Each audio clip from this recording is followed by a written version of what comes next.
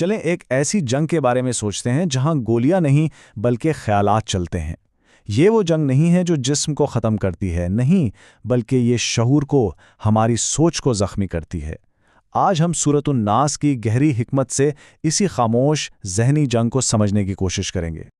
یہ جو اندر کی لڑائی ہے نا، یہ کشمکش، یہ ہر انسان کی کہانی ہے۔ یہ کوئی عجیب بات نہیں، بلکہ ایک ایسی حقیقت ہے جس کا سامنا ہم سب کرتے ہیں، اور یہی وجہ ہے کہ اس سے بچنے کے لیے ایک روحانی دفاع کی ضرورت ہمیشہ سے رہی ہے۔ قرآن کا جو پورا سفر ہے نا، اس میں ایک بڑی دلچسپ بات ہے۔ یہ شروع ہوتا ہے شکر سے، الحمدللہ سے، اور ختم ہوتا ہے پناہ مانگنے پر۔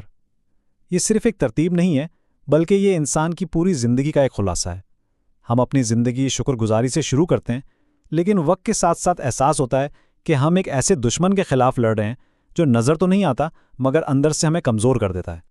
اور اسی لیے قرآن کی آخری سورۃ الناس صرف چند آیتیں نہیں ہیں، بلکہ یوں سمجھیں کہ یہ ہمارے ذہن اور روح کے لیے ایک مکمل 3 تہوں والا دفاعی نظام ہے، ایک قلعہ جس کی 3 مضبوط دیواریں ہیں۔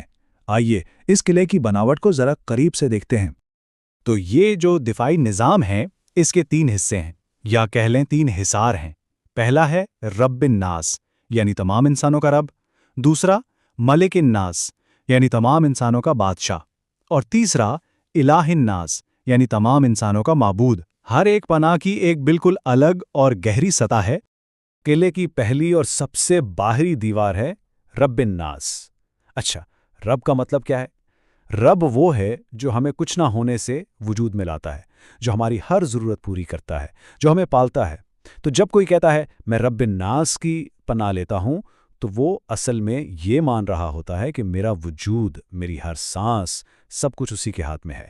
یہ ہمارے ہونے کا، ہمارے وجود کا پہلا دفاع ہے۔ اچھا، پہلی دیوار تو ہو گئی ہمارے وجود کی۔ اب آتے ہیں دوسری دیوار پر، ملک الناس۔ دیکھیں، انسان کو صرف زندہ نہیں رہنا ہوتا، اسے تحفظ بھی چاہیے۔ وہ طاقت اور اختیار ڈھونڈتا ہے، لیکن دنیا کے سارے نظام، سارے بادشاہ کمزور ہیں۔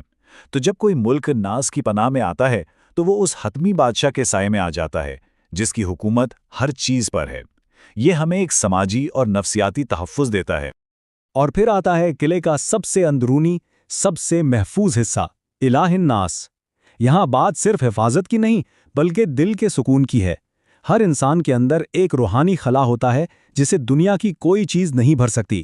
جب کوئی اللہ کو اپنا الہ مان لیتا ہے تو وہ اپنے دل کا مرکز اس کے حوالے کر دیتا ہے۔ یہ ہمارے ایمان کا آخری اور سب سے مضبوط دفاع ہے۔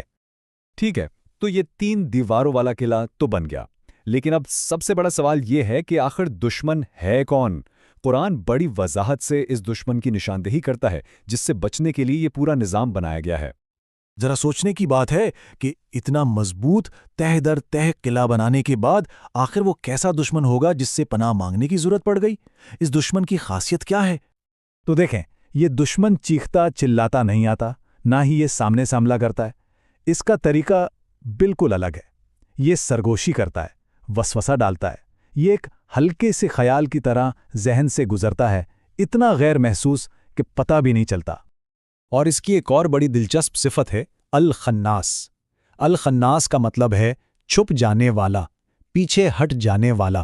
اس دشمن کی سب سے بڑی کمزوری یہی ہے کہ جیسے ہی اللہ کو یاد کیا جائے، جیسے ہی انسان واپس ہوش میں آئے، یہ فوراً بھاگ جاتا ہے۔ یہ بہت بزدل ہے۔ تو قلعہ بھی ہو گیا، دشمن کی پہچان بھی ہو گئی۔ اب دیکھتے ہیں کہ یہ جنگ لڑی کہاں جاتی ہے، اس کا میدان جنگ ہے کہاں؟ یہاں قرآن ایک بہت ہی باریک نقطہ بتاتا ہے۔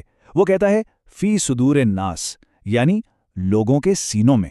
اس نے دل یعنی قلب کا لفظ استعمال نہیں کیا، بلکہ سینہ یعنی صدر کا کیا۔ سینہ ایک طرح سے دروازہ ہے اور دل اس کے اندر کا مرکز۔ جتنی بھی بے چینی اور گھبراہٹ ہوتی ہے وہ بھی ہمیں سینے میں ہی محسوس ہوتی ہے، تو حملہ اسی دروازے پر ہوتا ہے۔ تو اس کا مطلب یہ ہوا کہ دشمن صرف دروازہ کھٹکھٹا سکتا ہے، یعنی سینے تک آ سکتا ہے۔ وہ ایمان کے مرکز یعنی دل تک نہیں پہنچ سکتا۔ اصل جنگ اسی دروازے پر جیت لی جاتی ہے جب اس وسوسے کو اندر آنے ہی نہ دیا جائے۔ لیکن یہ وسوسے آتے کہاں سے ہیں؟ قرآن نے یہ بھی واضح کر دیا، 2 جگہوں سے۔ ایک تو نظر نہ آنے والی قوتیں یعنی الجن، اور دوسرا خود ہم جیسے انسانوں میں سے یعنی الناس۔ منفی سوچ والے دوست، زہریلے رشتے، گمراہ کرنے والے نظریات، یہ سب انسانی شکل میں آنے والے وسوسے ہیں جو ہماری دفاعی نظام کو توڑنے کی کوشش کرتے ہیں۔ تو ان سب باتوں سے ہمیں یہ سمجھ آتا ہے کہ سورۃ الناس صرف تلاوت کے لیے نہیں ہے، یہ تو ذہنی اور روحانی بقا کا ایک پورا منشور ہے، ایک عملی گائیڈ ہے جسے ہم اپنی روزمرہ زندگی میں اپنا سکتے ہیں۔ اس منشور کے آپ کہہ لیں 4 سیدھے سادے اصول ہیں۔ پہلا، اپنی کمزوری کو ماننا کہ ہمیں ہر حال میں پناہ چاہیے۔ دوسرا، دشمن کو اور اس کے طریقوں کو پہچاننا۔ تیسرا، اپنے خیالات کو دروازے پر ہی روکنا، انہیں فلٹر کرنا۔ اور چوتھا اور سب سے اہم، خود کو پوری طرح سے خدائی حفاظت کے سپرد کر دینا۔ تو آخر میں بات یہ ہے کہ جب کوئی انسان پورے یقین اور سمجھ کے ساتھ قل اعوذ کہتا ہے تو وہ اصل میں ایک ایسے مضبوط قلعے میں داخل ہو جاتا ہے جہاں وسوسہ ڈالنے والا بس باہر ہی کھڑا رہ سکتا ہے، اندر آنے کی اس میں ہمت نہیں ہوتی۔ اور اس خاموش جنگ میں یہی تحفظ کا احساس ہمارا سب سے بڑا ہتھیار ہے۔